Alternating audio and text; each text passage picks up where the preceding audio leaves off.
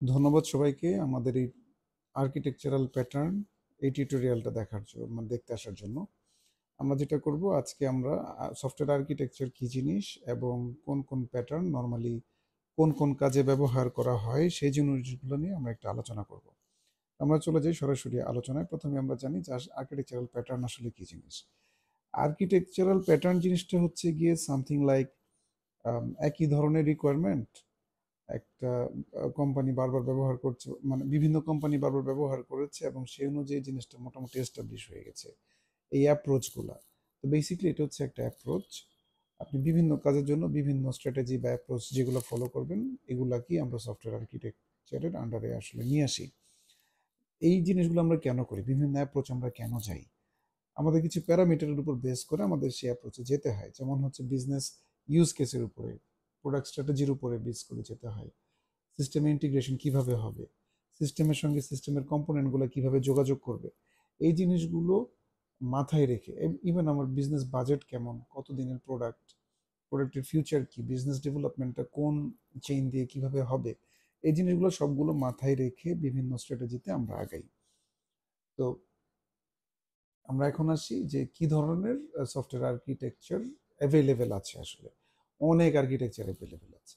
Like এখানে আমি কিছু 10টা 12টার মতো মেনশন করেছি, যেমন ইভেন্ট ড্রিভেন, মনোলিথিক, তারপরে ক্লায়েন্ট সার্ভার, এমভিসি, সিকিউআরএস, খুব ফেমাস মাইক্রো সার্ভিস আর্কিটেকচার, এগুলো হচ্ছে মেনশন করেছি এবং এগুলোর কয়েকটার ভালো দিক এবং মন্দ দিক শেয়ার করেছি। এখন মূলত আর্কিটেকচার কি ধরনের প্রবলেম ফেস করে সেটা হচ্ছে আমি কোন প্রবলেমে কি ধরনের সলিউশন প্রোভাইড করতে চাই, এইটা মানে ডিসিশন নেওয়াটাই হচ্ছে গিয়ে বিগ চ্যালেঞ্জ। যেমন ধরেন আমার যদি কোডিং করতে হয়, কোডিং করার জন্য হয়তো আমি এমভিসি প্যাটার্নে চলে গেলাম, কোনো প্রবলেম নেই। কিন্তু আবার যদি আমার স্কেলেবিলিটির কথা চিন্তা করি, তখন আমি যখন ডেপ্লয় দিব তখন আমাকে মাইক্রো সার্ভিস সিস্টেমে ডেপ্লয় দিতে হবে। সো আমার ডেভেলপমেন্টটাও মানে ওইটা মাথায় রেখেই করতে হবে। হয়তো সেপারেটলি আমি স্ক্যাটার্ড কিছু অ্যাপ্লিকেশন ডেভেলপ করেছি, হয়তো কোডিং করার জন্য হয়তো আমি এমভিসি প্যাটার্ন ব্যবহার করেছি, কিন্তু দেখা গেলো ডেপ্লয়মেন্টের জন্য আমি মাইক্রো সার্ভিস সিস্টেমে চলে গেলাম। আবার আমার যদি খরচ কমাতে হয় সেক্ষেত্রে হচ্ছে আমি যতটুকু পে অ্যাজ ইউ গো সিস্টেমে যাব, এডাব্লিউএস ল্যাম্বডাতে চলে যেতে পারি আমি, যেটাকে আমরা বলি কি সার্ভারলেস। তো ওইভাবে হচ্ছে গিয়ে আমরা যেতে পারি। তো এর পরের স্লাইডে যদি আমরা দেখি, এখানে আমি কিছু ফেমাস আর্কিটেকচারগুলো বলেছি এবং প্রজ এন্ড কনসগুলো বলেছি। যেমন মনোলিথিক, আমাদের যদি সিঙ্গেল এবং মিডিয়াম টাইপের অ্যাপ্লিকেশন হয়, খুব টাইটলি কাপলড হয়, ওই ক্ষেত্রে monolithic is fine. Like WordPress যেটা আমরা করি, এগুলো বিল্ড করা ইজি। প্রজগুলো হচ্ছে গিয়ে বিল্ড করা ইজি, ডিপ্লয় করা ইজি। কনস হচ্ছে গিয়ে এটা স্কেল আপ করাটা খুব ডিফিকাল্ট।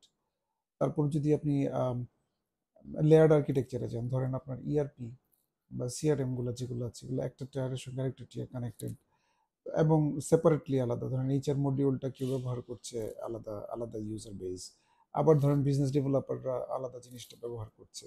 তো ওইরকম আর কি। সো অর্গানাইজেশনের লেয়ার অনুযায়ী আসলে এটা ধীরে ধীরে হয় কি, এর সুবিধা হচ্ছে কি আপনার পার্ট বাই পার্ট ডেভেলপ করতে পারছেন আপনি আলাদা আলাদা সেগমেন্ট হিসেবে, কিন্তু অসুবিধা হচ্ছে অর্গানাইজেশনের রিকোয়ারমেন্ট অনুযায়ী দেখা যায় একটা লেয়ারের সঙ্গে আরেকটা লেয়ারের খুব টাইটলি কাপল হয়ে যায়।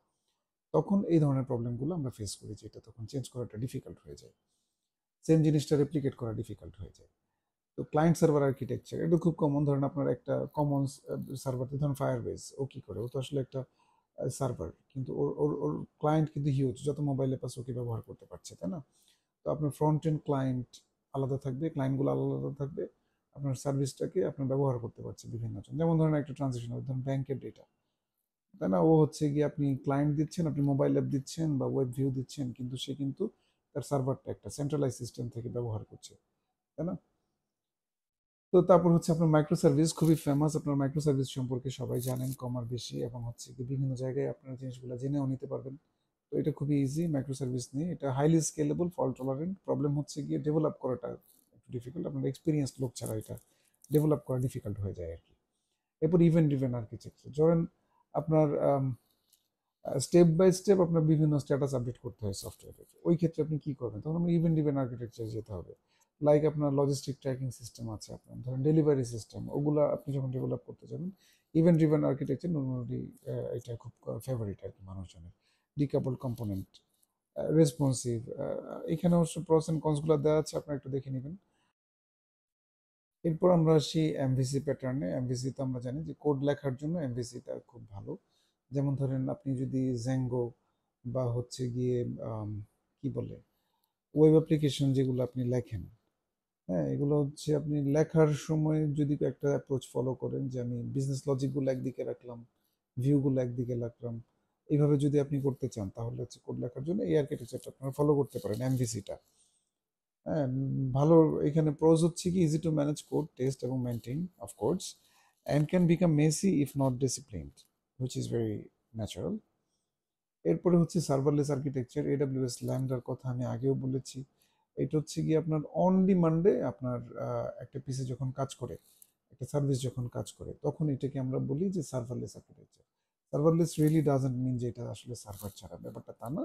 ব্যাপারটা হচ্ছে এটা আপনার যখন লাগে তখন হচ্ছে আপনি যদি ম্যানেজড কোনো আর্কিটেকচারে যান, জাস্ট এডব্লিউএস ল্যামডা আর গুগলের এখানে যদি যান, তাহলে হচ্ছে গিয়ে আপনি ওই কস্ট এফেক্টিভ ভাবে আপনার যখন যেটা লাগছে এটা ব্যবহার করতে পারেন। যেমন ধরেন আপনি ধরেন একটা ই কমার্স ওয়েবসাইট আছে, সেই ই কমার্স ওয়েবসাইটের মধ্যে ইমেজগুলো আপনাকে ম্যানেজ করতে হয়। তো ইমেজটাকে ধরেন আপনার যখন প্রোডাক্ট আপডেট হয় শুধুমাত্র ওই সময়ে ধরেন আপনি করবেন। তো ওইটা করার জন্য আপনার আপনি সার্ভারলেসে চলে যেতে পারেন। ওকে, সো এবার আসি আমি আরেকটা সিকিউআরএস, লাইক ফাইন্যান্সিয়াল যে ট্রেডিংগুলো হয়, ধরেন আপনার খুব দ্রুত রিড রাইট আলাদা আলাদাভাবে করতে হয়, আবার দুটার মধ্যে সিঙ্ক্রোনাইজেশন করতে হয়। তো সিঙ্ক্রোনাইজেশনটা এখানে খুবই টাফ, বাট রিড রাইট ধরেন আপনার আলাদা প্রসেস যদি আপনি যেতে হয়, ওই ক্ষেত্রে আপনার রেসপন্সিবিলিটি আপনি সেগ্রিগেট করে দিলেন। তো সিকিউআরএস হচ্ছে কি এই ধরনের একটা আর্কিটেকচার। তো আপনারা জাস্ট এই, আমি তো শুধু নামগুলো মেনশন করছি, এগুলো আপনারা যখন আরো ডিটেলসে জানতে চাবেন তখন জাস্ট আপনি চ্যাট জিপিটির কাছে যান, অথবা ওই বিভিন্ন ব্লগ বা মিডিয়াম ওগুলাতে যান, আপনি দেখবেন সবকিছু আপনি অ্যাভেলেবেল পেয়ে যাবেন। তো এরপরে হচ্ছে আমি একটা সামারি টেনেছি যে আসলে কোন আর্কিটেকচারটা কি ধরনের পারপাসে বেশি ব্যবহৃত হয়, এবং মোস্টলি এটা প্রস কি এবং কনস কি, এই জিনিসটা এখানে মেনশন করেছি। আপনারা সুবিধা মতো এটা দেখে নেবেন এবং অবশ্যই জিনিসটাকে আপনাদের এক্সপিরিয়েন্স দিয়ে ভ্যালিডেট করে নেবেন। কারণ কারণ আমি যে ইনফরমেশনগুলো দিচ্ছি এগুলো আমার এক্সপিরিয়েন্স থেকে, আপনারা যেগুলো দেবেন সেগুলো আপনাদের এক্সপিরিয়েন্স থেকে, দুটাকে আবার মিক্স করবেন।